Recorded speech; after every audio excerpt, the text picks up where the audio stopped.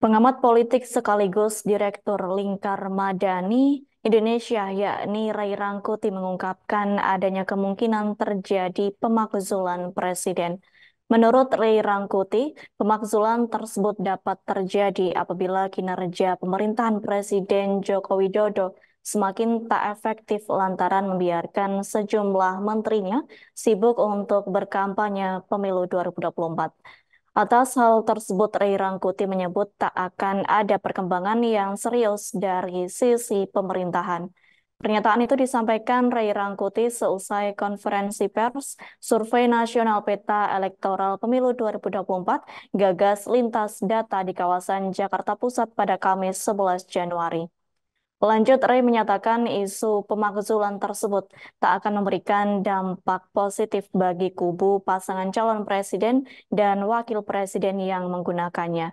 Justru Ray Rangkuti menilai isu itu akan memberikan dampak positif kepada kubu Jokowi. Terkait hal tersebut, Menko Polhukam Mahfud MD menyebut ada 5 syarat untuk memakzulkan Presiden Jokowi. Adapun syarat yang pertama ialah presiden terlibat kasus korupsi dan penyuapan. Lalu yang ketiga ialah melakukan pembunuhan atau penganiayaan berat. Kemudian syarat keempat ialah melanggar ideologi negara. Dan terakhir Presiden Jokowi melanggar etika. Lanjut, Mahfud MD menyebut pemakzulan presiden tak mudah direalisasikan sebelum pemilu 2024. Mengingat usulan tersebut akan masuk terlebih dulu ke lembaga legislatif dan membutuhkan proses yang cukup panjang. Lalu apabila syarat tersebut tercapai atau DPR menyetujui pemakzulan, usulan itu pun harus kembali dilanjutkan pada proses sidang di Mahkamah Konstitusi.